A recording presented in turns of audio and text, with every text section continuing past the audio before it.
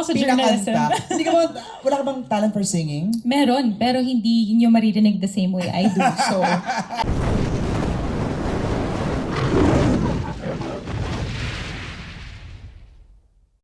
I can hear their applauses, pero hawak sila yung mga cellphones nila. yeah.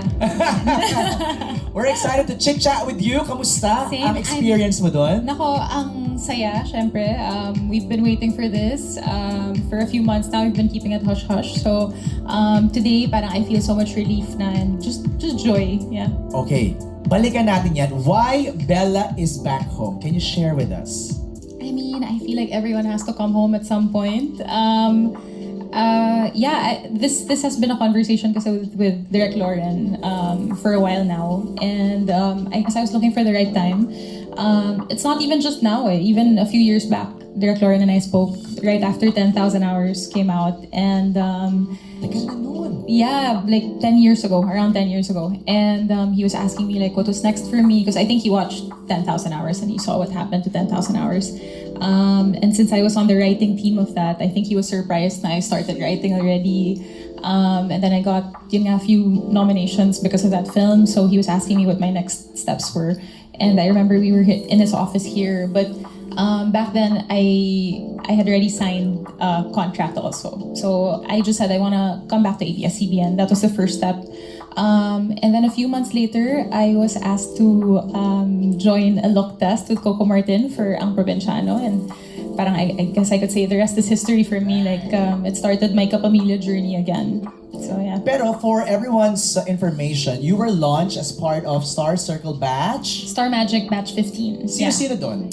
Some of my batchmates were Jessie Mandiola, Max Collins, Sophie Albert, John Avila. Okay. So marami kami. We were about 25 when we were first launched. Habang minamention mo yung mga names, para ang tagal na nga. Yeah. 2007. I was 16 years old. My gosh. Wow. Yeah. Wow. At ang kinukwento sa akin ni Bella, I don't know if you saw our on-cue conversation, shinare niya yung Center Road is very significant to Bella. Yes, this road between the ELJ and main building is where I was discovered first. I was on a field trip dahil gusto maging newscaster. So my elective nung fourth year high school was journalism, and I remember we went to Philippine Daily Inquirer first ng umaga and then ABS-CBN after. And yeah, I got discovered there. I was handpicked out of my class and Grabe. kinoffer ako ng spot sa Star Magic, but back then I was about to graduate, so my mom said no. Okay. And then binalikan nila ako nung pagka-graduate ko na tinawag nila yung mom ko na, graduate na po siya, baka pwede na siya today. So, yun. Oh, don't kill me. On the spot. Sample. Reporting. Ay, joke lang. Pero hindi mo magagamit yun ever? Para nagamit ko sa isang role, sa 10,000 Hours. Okay, dun lang. I played the journalist na, Okay. yeah. Pero Dun wala pala. na yung dream na yon to become I a news mean, anchor. I feel like journalists have such a heavy responsibility to put the correct spotlight on social issues and to relay information to the public in a way that's telling stories. And I feel like I found my own way to tell stories, and that's through TV and film. So, after hearing that story, parang sobrang full circle moment na talaga to sa'yo. Yes. I was telling them kanina, nag-full circle ako today. Yeah. And more circles to come. Yeah. Diba? It's an infinite circle. Dahil sabi nga ng AG, ang buhay ay parang gulong lamang. Oh, diba? Sample. Doon na lang ulit ako sa journalism. Pinakanta. Hindi ka ba, wala ka bang talent for singing? Meron, pero hindi nyo maririnig the same way I do. So, I think wag natin ibigay kasi hindi umuulan today. Okay, wait lang. Before we move further and ask you the questions from our friends from the press, Yes. what are the projects lined up for you? So, I still have 2 films that are about to come out very, very soon. I saw the trailer of... Isang Daang Awit para kay Stella. That's coming out on September 10. I'm also currently filming with Carlo Aquino, our union project. That film is very, very heavy and very dramatic, so I'm kind of focusing on that right now.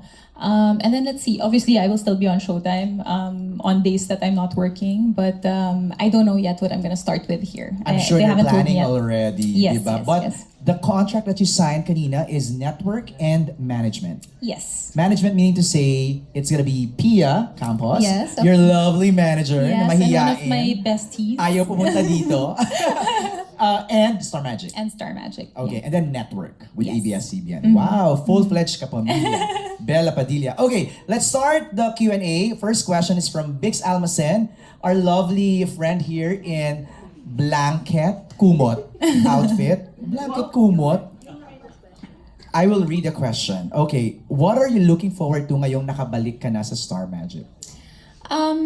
I think the experience now will be very different from 2007. Star Magic is now led by Direk Lauren. It was Mr. M back in 2007, right? So I feel like the direction also of the agency is quite different.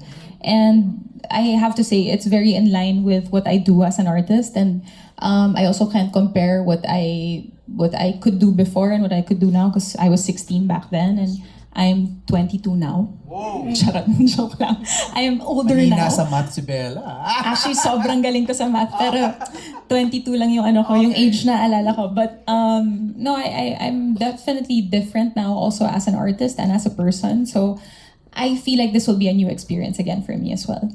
I love how you mentioned the word agency. Ang lakas maka K-drama, mga K-pop, mga K-idol. Okay, another question from Bix is, meron bang isang ugali or katangian ng mga Star Magic artists na masasabi mong tatak Star Magic talaga for you? I think when you say Star Magic, the first thing you think of is work ethic. Okay. Everyone has a very, very good work ethic. No one comes late to work, like everyone knows their job, they know their lines. When you get to set and you work with a Star Magic artist, more often than not, they always bring their A game. So I like that. I like that perception of Star Magic artists because I feel like that's also how I am and how I have been in the last 18 years. So like I said, I feel like I align with them quite well. Nice. Thank you, Bix, for your questions. Thank you. Next is from Mikey Viñas, katabi lang niya, Hello. of Kapamilya Vines. You left Star Magic in 2010. And now, after almost 15 years, you're back. How would you describe the growth and changes na pinagdaanan ni Bella over the years? I don't want to forgo everybody I worked with also because, parang I'm coming home and I'm working with the same people again or new people but like the same agency again. But the people who also helped me along the way that wasn't part of this family also taught me so much. And I am very grateful for everything I learned in the 15 years that I wasn't here. I definitely am a different artist now. Like when I started in 2007, I was just a teenager who thought maybe I could act. Like I was told, parang you deserve a spot here in our industry. But back then, no one told me what I could be or what I can dream or what I could dream of or what I could achieve. And now I feel like I defined those things for myself. So I think it also comes with maturity, parang I'm more sure of myself. So, yeah. All right, Mikey, salamat. Ay, actually, may second question pa si Mikey dito. Now that you're a full-fledged kapamilya, sino pa sa mga kapamilya stars ang nais mong makatrabaho lalo na sa paggawa ng pelikula or teleserye? I always get told this na I should work with Angelica and Kim. So I would like to work with Angelica and Kim because they're two of my best friends in the industry. I've never worked with either of them, but they've worked with each other before. Right. So ako, if ever, first time ko sila makakatrabaho. So, Si Kim siguro hosting lang sa Showtime. yeah, sa Showtime. Pero yung acting, kasi may pinabasa kasi sa aming script ni Kim last year for a horror film. Tapos may mga sobrang madrama na eksena. Tapos nagtitinginan kami na paano kaya natin i-shoot to? Feel ko tatawa lang tayo na tatawa. No, but I know Kim also when she's concentrating super super in the zone. So Pero riot yun ang Becky in a I know. project. Would be fun. I It feel, would be yeah. fun. Nagawa ni Angelica yung theater. Which Yes. one? Maybe not anytime soon. Okay. Like my medium talaga is film. I think that's Yeah. where I'm most comfortable in. And now I'm slowly going back into TV again. Nagulat ako na nakalimutan ko na ng katawan ko paano yung pagod ng taping at Right. just like the number of sequences pag taping day. So I'm slowly easing myself into taping again. So maybe one day. One day, soon. From Nina Rina Datu of Cinema One. Nina is right there in the Hello. middle. You've touched the hearts of many OFWs or modern day heroes through the TFC projects and your films. What lessons from those experiences will you continue to bring as a kapamilya? I think also more than the films, maybe my short stay in London also helped me get to know our OFWs more, and I feel like so many of their stories resonate with us pala without knowing, kasi we don't really hear about what they're going through. Diba pag nagtanong ka ng OFW, like, kamusta ka? Ang lagi nila sagot, ako sobrang okay ako dito, sobrang saya. Like, they don't tell you what they're actually feeling. So I think living in London made me feel yung separation from your family, from your friends. And, just being familiar with the place makes you instantly more comfortable. So I'm happy that we have TFC, that they see our stories pa rin here, and we're also able to bridge the gap with them. I'm very proud that our movies are still being watched or patronized by Filipinos abroad. I hope that continues, and I hope that becomes more and more prevalent, especially since, the film industry could do better pa. So, the lessons, I guess, it's just that, parang learning how to resonate with people you meet every day, not necessarily just the OFWs, but even the people here. So, yeah. No, that immersion in London was a blessing in disguise. Definitely, yeah. Diba? Now, pag magsusulat ka ng kwento about our OFWs, alam mo na. Yeah. Diba? Ako lang, OF lang kasi ako dun eh. Oo. Hindi kasi ako nag-work. So, actually, nag-bike lang siya. Overseas Filipino lang, nag-bike lang ako dun, nag-aral ako. So, OFS. Right. Overseas Filipino student. Nina, thank you for your question. Thank Next you, is Miss from Nina. Daniel. Where's Daniel? There you go. Hello. Daniel of Star Express. Aside from acting, do you still wish to pursue script writing for films and teleseries? And how did you discover the art of writing scripts? Okay, thank you. I don't feel like I specifically pursued writing. That's always just been a part of my life. I started writing way before I started acting, and I'm lucky I was able to carry it over here into this profession. So I started writing for friends first, for when they had films na hindi buo yung script or they felt like may butas konti, they would call me and ask like, how do we cure this scene, or how do I bridge this scene to the next one? So I would offer my services for free before and uncredited. Pero hindi na dapat tayo pumapayag ng free and uncredited work. So yun. After that, I started pitching. I was invited to pitch here in ABS-CBN a few times, and also to Star Cinema. I think the first person who made me feel like, oh, this could work out was actually Tita Malu Santos. She bought one of my scripts last night, and the first draft was what they used on set. And so that was such a pat on the back for me, no revisions. But I mean, even before that, like I conceptualized Camp, so we Lock at First Sight, like several projects under Viva Films also. So I don't think this is also a part of me that will ever go away at this point. Like, I will continuously write because it's such a therapeutic thing for me, as I'm sure it is for you guys too. Thank you, Daniel. Thank you. Meron pa tayong 2 questions, pero mag-isingit ako ng questions ko. Okay. What's your proudest work of all? Proudest work, Like, pag acting, tinanong or... namin, Bela Padilla, ito yun. Ito yung iuuna mo sa portfolio mo, sa resume mo. Does it have to be acting lang or Sige, all? separate natin si acting and the Sige. writing. Acting, I think I would still say ang Provinciano. Even if I've done so much more work that has more depth after that. I think Provinciano because in a way it put me on the map. Like On the mainstream map. On the mainstream map. Like I constantly say this. Pag pumunta ako probinsya, Carmen pa rin tawag sa akin eh. Totoo ba? Tapos hinahanap sa akin si Coco. Yung parang, Okay. hindi ko nga po siya kasama. Okay. So, yeah, I feel like Provinciano really tested my acting range. Also, when I entered Provinciano, I was 24. Coco was already Coco Martin. And there were several times on set na we would shoot in locations na totoong location siya. So kung kalsada, hindi naman namin parang rinerentahan yung buong kalsada. And the people who lived there would watch. And I would always remember na parang after our scenes, they would start clapping because they were so moved by the scene. So it's that parang your scenes will transcend to the screen kasi even the people on set are touched. So On that note, Yeah. are you open? Batang Quiapo, a cameo or a guest? why not? But I feel like dun na ako sa next show ni Coco kasi oo, ang gagaling na ng kasama ni Coco, hindi niya na ako kailangan doon. Paano pag inibitahan ka ulit? Yeah, why not? Kung Okay. pagtapos na siguro yung shooting, why not? Alright, script writing naman. Your best Script work. writing, I think last night. Okay. Last night, it's the first full-length feature film that was produced into a movie. And I spoke about this quite recently I was tagged on Twitter by a person who watched last night recently. Tas sabi, thank you Star Cinema for uploading the full HD version. So I clicked the link, and then I was going through just the interface, and then I saw the first comment was from somebody who posted 10 months ago, and she spoke about how she was supposed to end her life that night. And she decided, like, she felt like maybe I should watch a movie first to calm myself down. And she typed lang Filipino full movies.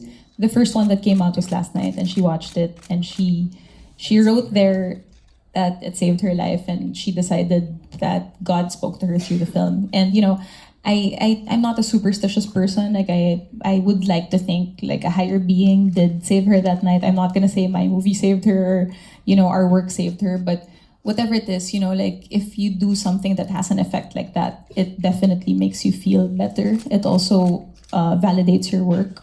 So I definitely have films or projects that I wrote that made probably more money or had better critical success, but I valued the life of one person more than numbers. So, yeah. That is the perfect testament. Yung like ko sinasabi sa mga singers. Yeah. Pag nilabas nila yung kanta nila, it's no longer theirs. Yeah. Just like when you wrote last night. Yes. Nung nilabas mo na at sinulat mo na yan, it's no longer yours. Yeah. No? I believe that, yeah. Ganda. Okay, next question is from Mika Hieronimo of CineHub. Is there any character of yours you've played in the past that you find more relatable now than when you first portrayed him? Yes. Celeste. Wow, dire-diretso yung yes, confident. Yes, of Celeste of Meet Me in St. Gallen. Oo. Yeah. Yan na lang yung nasabi ko. Yeah. Please elaborate. I feel like, Celeste left the country. No.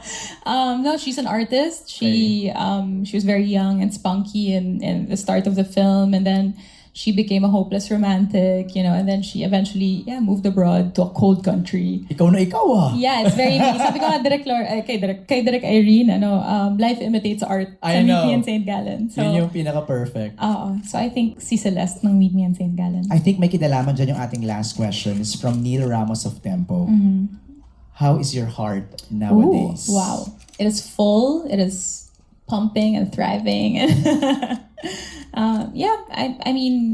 I feel like I'm full of love. It doesn't necessarily have to be the same way we're all thinking of. I'm sure we're thinking the same thing, but I don't feel like I'm lacking right now. I have so much stuff I'm doing and more stuff I want to do. So I think that's also one of my reasons din parang I don't wanna.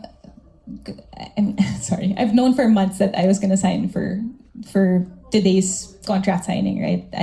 I've known for a while that I would enter this world again and come home fully. I don't wanna commit to people here who take their job seriously and be here half-heartedly. When I do something, I have to do it 500%. So. Because they're promising something to me, I want to promise something back too, and that's my 100% attention. So that's why I still feel like I'm so full of love. And it will be challenging if ipagsasabayan. Yeah. You're not lacking, but are you looking? Wow, ganda nun ah. I'm gonna use that, MJ. Yan. Pinaghandaan ko yan. Grabe si MJ Felipe, wala talagang lusot. You're not lacking, but are you looking? Not right now. Okay. Parang wala. But may kilala ba kayo? But, But are you open? Yeah, I feel like, that's the beauty Alam of mo life. naman, interesado kami sa buhay pag-ibig mo eh. Talaga ba? Hindi, wala pa naman. Let's see. Baka after na ng mga sinushoot ko. Right. Mm-hmm. Saka ang ganda lang kasi that chapter closed. Yeah, and it closed really well, it was such a beautiful ending also. So, yeah.